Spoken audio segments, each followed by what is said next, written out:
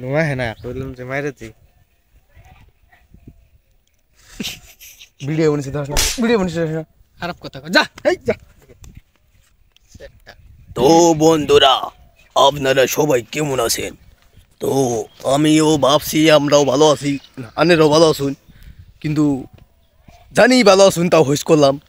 হইস করার কারণ হয়েছে অন্য কোনো কথা করার ইচ্ছা হয়েছে আমার। আন্নেরা তো হইস করবাইনি না আমাগো, কিন্তু আমরা হইস করুন বহুত। কমেন্ট বক্স খালি আছে তো উড়া দুরা গালি ফকে দিছে ওরে।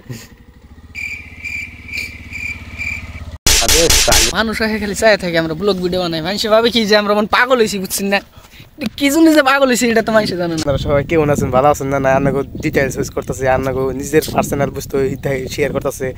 করার পরে যেটা মানুষের বাইরে মানুষে আজু মানুষে যেনারা দেখে, দেখার পরে তারা কয় যে উবান পাগল হয়েছে, কি পেশাল পারে মোবাইলের নাকি কোনোদিন পেশাল পাওয়া যায়নি, কিন্তু মোবাইলের নাকি কাগজ নাকি পেশাল পারতেছে এটা তারা ওরা জান না।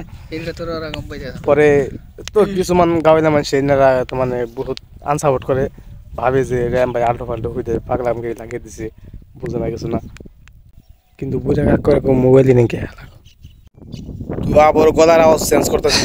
তো গাইস আবারও আমরা তার মানে ভাবছি কালকে আমু কালকে গাইস ব্লগ অন দিকে স্টার্ট করেছে আহম কালকে ব্লগ স্টার্ট হয়েছে মানে। তো এখন থেকে তার মানে ভিডিওটা শেষ করবার চাইছি। তো আন্নেরা যদি বিদায় দেন তাহলে আমি বিদায় নিতে চাই নাকি কই? আরে দাতাদের আচ্ছাই খোদা হাফেজ। ওকে।